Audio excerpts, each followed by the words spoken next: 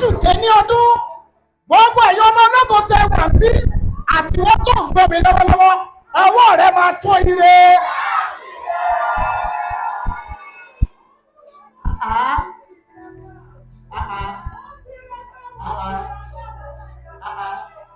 Ṣáwọn èèyàn yìí wà nínú ẹ̀mí pẹ̀lú ìjà ẹnà padà ẹnà sí pẹpẹ.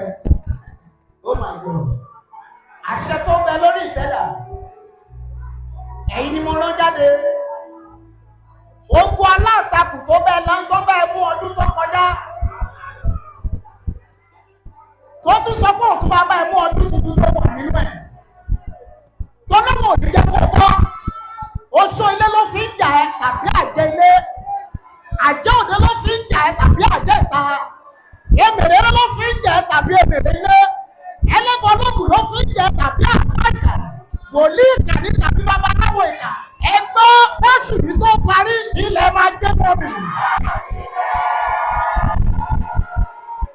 Ìlú àlá ni mo gbọ́ Joseph lálàá amúkúrò ní ilẹ̀ àjèjì. Joseph sọ fáwọn ẹ̀gbọ́n rẹ̀ wípé àní fẹ́ máa jọba o, mo rí wípé mo jókòó lórí àga mo pàṣẹ.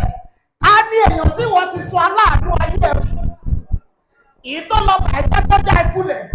Ẹgbẹ́ ọ̀rẹ́ apanilógo jẹ́ lóṣù kìíní ọdún ìlọ́pẹ̀ ìwà àti ènìyàn.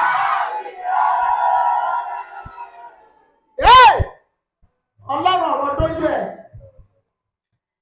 jáde níṣẹ́ lẹ́yìn kí ló gbà lọ́rọ̀ àmọ̀ràn kí gbà lọ́rọ̀ àmọ̀ràn ẹnà sọ̀rọ̀ sókè ohun èlò tó fi ń dọ́gba pẹ̀lú mi lọ sí pẹ̀lẹ́. Oṣù kìíní ọdún ni mo sọ pẹ̀lú agbára àṣẹ Elédùmarè kó o tó mú February. Àyè ògo tí ò gba bàbá rẹ, àyè ògo tí ò gba ìyá rẹ, àyè ògo tí ò gba ẹbí rẹ, ó yá lórúkọ Olúwa amúwọn ọmọ lọbẹ, ó yá lọ pàṣẹ. Ó ti ṣe bẹ́ẹ̀. Àmì ẹ̀jẹ̀ kó dúbí àrà olórí bẹ́ẹ̀. Ó dà bí àwọn tó wà ní online lè máa gbọ́ tí wọ́n dẹ̀ ń gbàgbọ́ tó ń ṣàmì. Ìwọ tó wà ní Saudi Arabia yẹn ogun ọ̀run ra ẹ padà. Gbogbo ẹ̀ tẹ́ ìbẹ́ l'Amẹ́ríkà tẹ́ ń kọ́ mi lọ́wọ́lọ́wọ́. Mo ní ìgbàgbọ́ físà ta ìwé ayọ̀ ìwé ìgbélú ẹ̀ta ní kò ní tú ẹ lọ́wọ́.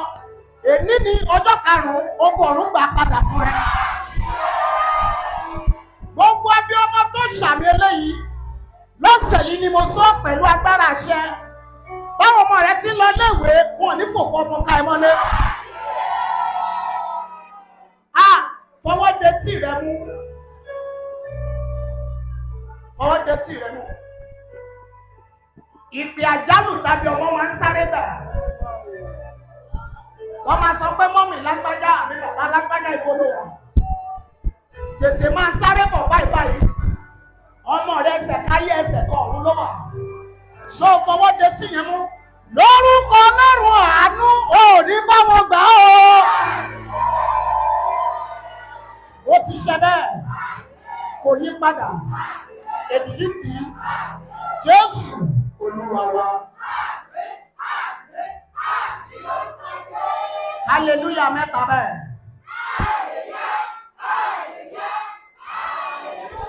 Má pàtó fún Jésù.